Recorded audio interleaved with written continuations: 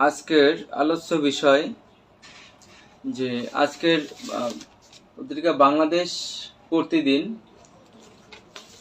বাংলাদেশ প্রতিদিনের আজকে নিউজ উঠে এসেছে যে পুলিশের সক্ষমতা বাড়াতে চাই, পুলিশকে আধুনিক করে সক্ষমতা বাড়াতে চান বলে জানিয়েছেন স্বরাষ্ট্রমন্ত্রী আসাদুজ্জামান খান। তিনি বলেন, পুলিশকে অনেক চ্যালেঞ্জের মোকাবেলা করতে হয়।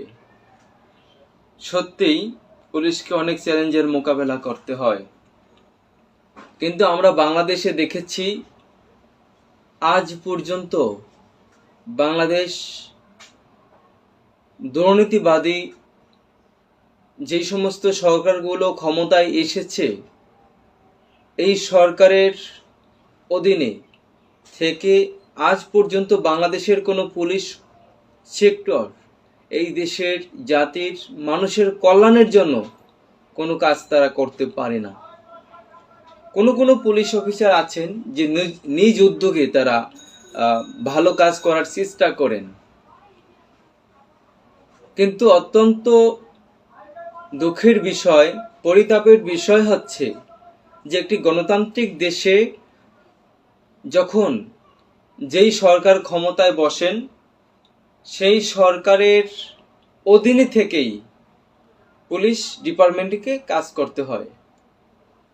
দুর্ভাগ্য হলো যে আমাদের এই পুলিশ সেক্টর বা প্রশাসন বিভাগ আজকে স্বাধীনতার অধীনে থেকে তারা কাজ করতে পারে না। আজকে সরকারের গোলাম হয়ে বা এক কথায় প্রভুত্ব স্বীকার করে নিয়ে তাদের কাজ করতে হয়। বিশেষ করে যখন যে সরকার ক্ষমতায় আসেন, তাদের কর্তৃত্ব নেতৃত্ব বা তাদের মদদেই তাদের চলতে হয়। আইনি প্রক্রিয়ায় বা আইনের যে ধারা আছে, সেই ধারা মোতাবেক তারা এই দেশের জন্য তারা কাজ করতে পারে না, তাদেরকে শিকল দিয়ে বেঁধে রাখা হয়েছে। স্বরাষ্ট্রমন্ত্রী আসাদুজ্জামান খান যে বলেছেন পুলিশের সক্ষমতা প্রয়োজন, আমরা তাদেরকে চাচ্ছি সঠিকভাবে ট্রেনিং করে দেশের জন্য আরো উপযুক্ত করব। এই কথাটি হলো আগামী দ্বাদশ সংসদ নির্বাচনে কিভাবে ক্ষমতায় থাকতে হবে সেই সক্ষমতা পুলিশের মধ্য দিয়ে তারা চিন্তা করেছে।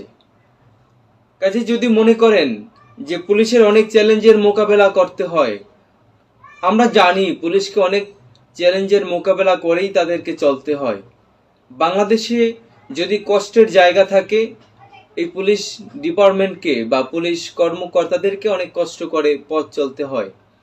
অনেকে আছেন নিজের আদর্শকে বিলীন করে কাজ করতে চান না, তারপরেও চাকরির জন্য, চাকরি টিকিয়ে রাখার জন্য, রুজিরুটির জন্য এই সমস্ত দলীয় নেতাকর্মীদের প্রভুত্ব বা কর্তৃত্ব মেনে চলতে হয়, নচেত তাদের চাকরি থাকে না।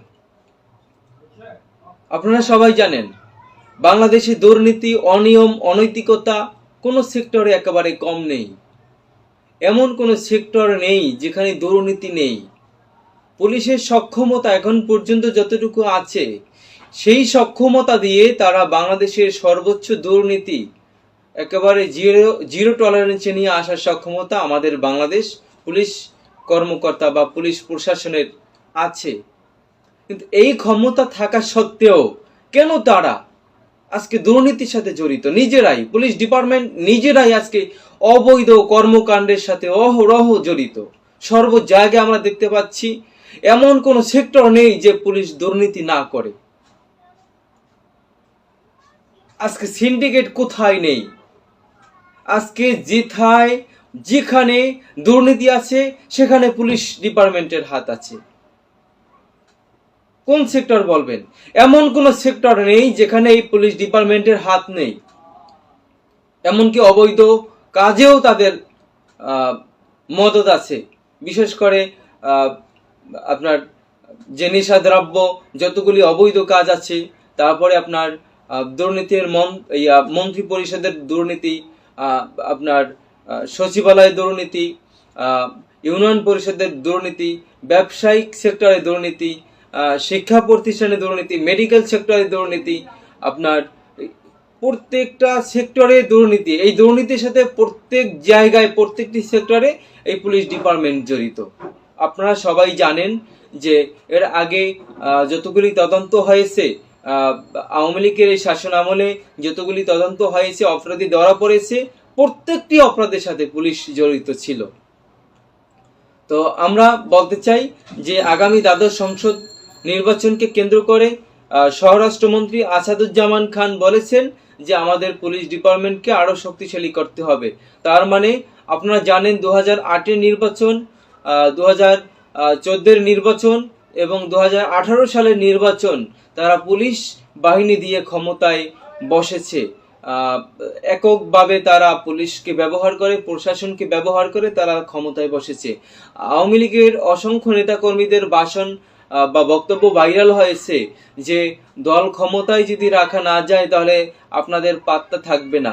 টাকা পয়সা বা দুর্নীতি যে করেন, এই টাকা পয়সা বা দুর্নীতির চিন্তা আগে করবেন না, আগে শেখ হাসিনার নেতৃত্বে দলীয় ক্ষমতার মাধ্যমে আপনার রাষ্ট্রীয় ক্ষমতায় বসার চেষ্টা করেন। যদি করতে না পারেন, আপনি টাকা পয়সা দূরের কথা, আপনি নিজেই পালাই যে যাইবেন সেই সুযোগও থাকবে না।